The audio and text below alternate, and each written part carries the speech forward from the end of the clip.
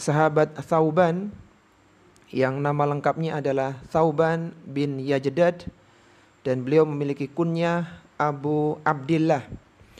Beliau adalah seorang hamba sahaya, asalnya adalah seorang hamba sahaya yang dimerdekakan oleh Rasulullah Shallallahu Alaihi Wasallam. Jadi beliau membelinya kemudian dimerdekakan. Dan seorang yang memerdekakan hamba sahaya, maka orang yang memerdekakan namanya wali, yang dimerdekakan atau mantan hamba sahaya yang merdeka namanya maula. Apa keutamaan seorang wali atas maulanya? Maula jadi hamba sahaya yang merdeka begitu.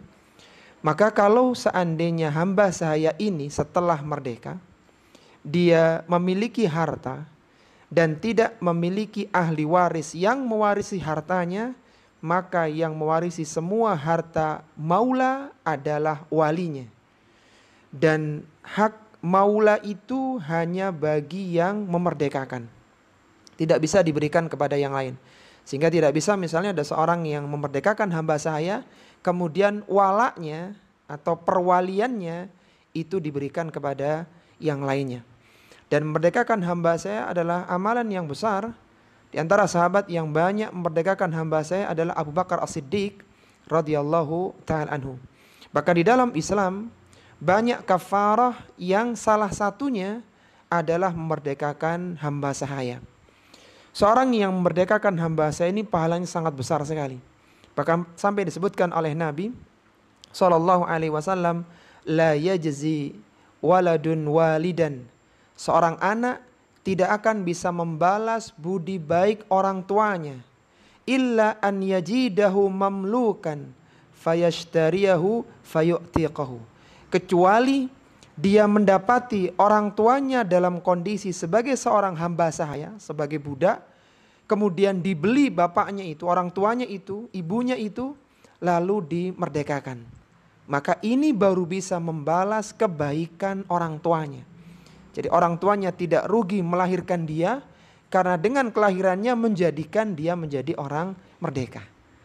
Jadi kembali lagi bahwasanya perwalian, memerdekakan hamba saya adalah amalan yang besar, pahalanya di dalam Islam. Dan Rasulullah Shallallahu Alaihi Wasallam pernah memerdekakan Thauban binti Yajdad sehingga dia menjadi sahabat yang merdeka. Setelah dimerdekakan oleh Nabi Shallallahu Alaihi Wasallam, Thauban ini berkhidmat melayani Rasulullah Sallallahu Alaihi Wasallam sampai beliau wafat ya. Jadi bedakan akhwati fillah rahimani wa rahimakunallah antara pembantu dengan hamba sahaya. Ini dua hal yang berbeda. Jadi kalau hamba sahaya itu dirinya, hartanya itu milik tuannya. Dia boleh diperjualbelikan. Bahkan kalau itu hamba saya wanita boleh digauli oleh majikannya. Dan demikian yang lainnya. Adapun khadim ya, atau khadimah, pembantu itu berbeda. Jadi dia berkhidmat tapi dia orang merdeka. Sehingga hukumnya berbeda antara hamba saya dengan pembantu. Dan Thauban setelah merdeka menjadi pembantu Nabi SAW, berkhidmat melayani Nabi SAW sampai Rasulullah SAW wafat.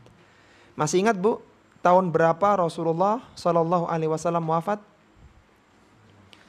Tahun berapa? Tahun 2024? Enggak ya. Jadi beliau wafat di tahun 11 Hijriah. Bulannya bulan apa wafatnya Bu? Bulan Ramadan atau bulan Syawal? Bulan Rabiul Awal loh, Masya Allah. Ini Nabi kita Bu. Ya kalau nabinya umat lain mungkin nggak tahu nggak apa. Ini Nabi Muhammad SAW. Jadi harus tahu, beliau itu lahir di tahun gajah. Beliau hidup di Makkah selama 13 tahun. Beliau berhijrah ke Madinah, hidup di sana selama 10 tahun. Beliau wafat di tanggal 11 di hari Senin di bulan Rabiul Awal di tahun 11 Hijriah di usia 63 tahun lebih 4 hari. Hari Senin beliau wafat sallallahu alaihi wasallam. Thauban berpindah ya dari Syam, kemudian beliau tinggal di Ramallah di Palestina.